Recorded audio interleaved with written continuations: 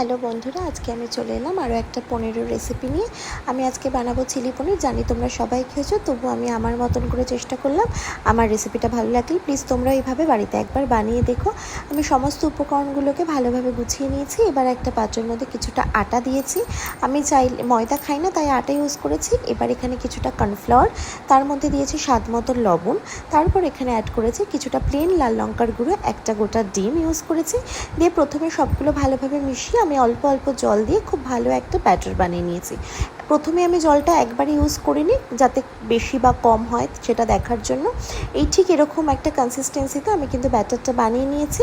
তারপর অন্যদিকে তেলটা গরম হতে বসিয়ে দিয়েছি। এবার একে একে পনিরের টুকরোগুলো ওই ব্যাটারটার মধ্যে দিয়ে ভালোভাবে কোট করে নিয়ে আমি কিন্তু গরম সাদা তেলের ওপর দিয়ে আমি বেশ ভালোভাবে কিন্তু লালচে করে ভেজে তুলে নিয়েছি। এই ভাজাটা কিন্তু দারুণ হয়েছিল, যেহেতু ডিমটা দেওয়াতে একটা অন্যরকম স্বাদ এসেছিল। কিন্তু এবার আমি ভালোভাবে ভাজা হয়ে গেলে আমি ভাজাগুলো সমস্ত তুলে রেখে দেবো সাইড করে।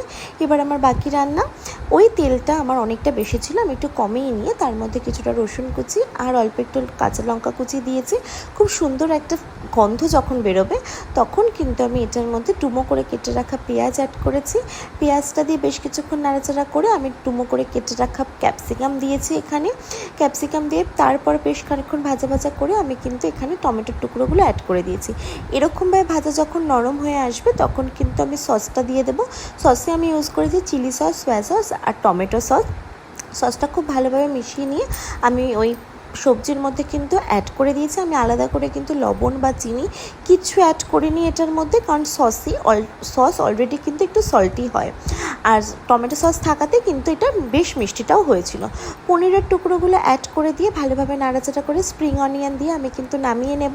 ব্যাস রেডি আমাদের চিলি পনির। গরম রুটি হোক বা ফ্রাইড রাইস হোক, খেতে কিন্তু দারুণ লাগবে। আমার ভিডিওটা ভালো লাগলে প্লিজ সাবস্ক্রাইব করে দিও তোমরা সবাই, আর এভাবে বানিয়ে আমাকে অবশ্যই জানিও তোমাদের এই রেসিপিটা কেমন লাগলো। চলো দেখা হবে অন্য কোনো রেসিপি। আসতে হবে, আসি, টাটা।